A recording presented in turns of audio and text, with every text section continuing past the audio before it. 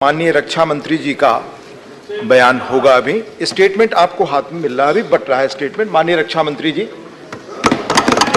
Please statement मिल रहा है, please please please. No no, माननीय रक्षा मंत्री जी, आप कॉल माननीय रक्षा मंत्री जी। नो, माननीय रक्षा मंत्री जी अपना बयान दें। आदरणीय उपसभापति महोदय, मैं इस गरिमामयी सदन को अरुणाचल प्रदेश के तवांग सेक्टर में हमारी सीमा पर 9 दिसंबर 2022 को हुई एक घटना के बारे में अवगत कराना चाहूंगा।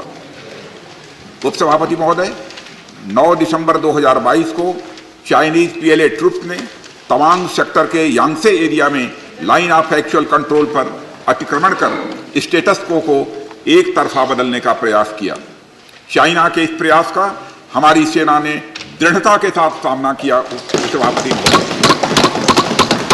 और सदन को यह भी बताना चाहूंगा, इस फेस ऑफ में हाथापाई भी हुई और भारतीय सेना ने बहादुरी से पीएलए को हमारी टेरिटरी में अतिक्रमण करने से रोका और उन्हें उनकी पोस्ट पर वापस जाने के लिए मजबूर कर दिया। इस झड़प में दोनों ओर के सैनिकों को कुछ चोटें आई हैं। उपसभापति महोदय, मैं इस सदन को यह बताना चाहता हूं कि हमारे किसी भी सैनिक की न तो मृत्यु हुई है और न ही कोई गंभीर रूप से घायल हुआ।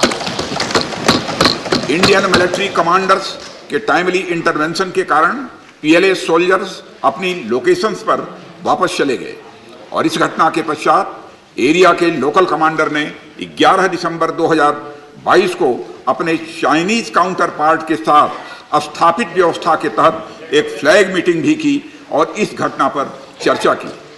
चीनी पक्ष को इस तरह के एक्शंस के लिए मना किया गया और सीमा पर शांति बनाए रखने के लिए उन्हें कहा गया।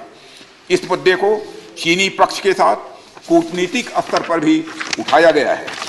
उपसभापति महोदय, मैं इस सदन को आश्वस्त करना चाहता हूं कि हमारी सेनाएं हमारी भौमिक अखंडता को सुरक्षित रखने के लिए पूरी तरह से प्रतिबद्ध हैं और इसके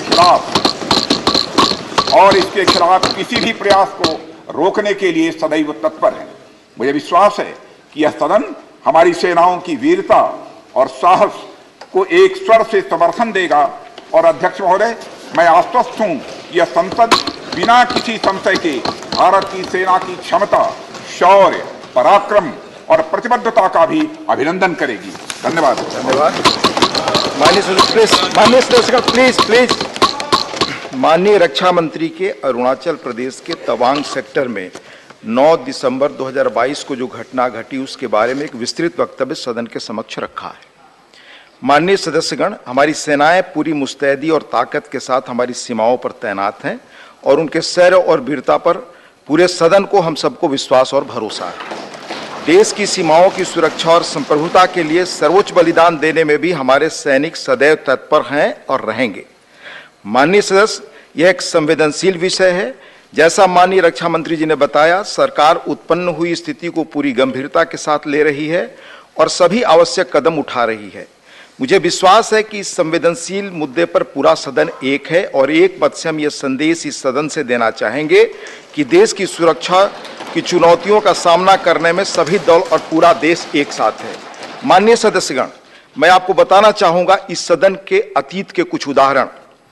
सेशन नंबर 210 में 6/3/2007 को Naxal attack on Shri Sushil Kumar Mahato MP Lok Sabha, इस विषय पर। फिर सेशन नंबर 212 26/11/2007 को सीरियल बम ब्लास्ट यूपी।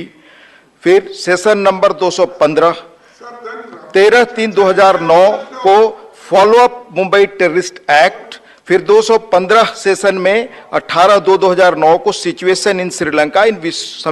इन संवेदनशील विषयों को देखते हुए क्वेरी पूछने के, बहस करने की आगे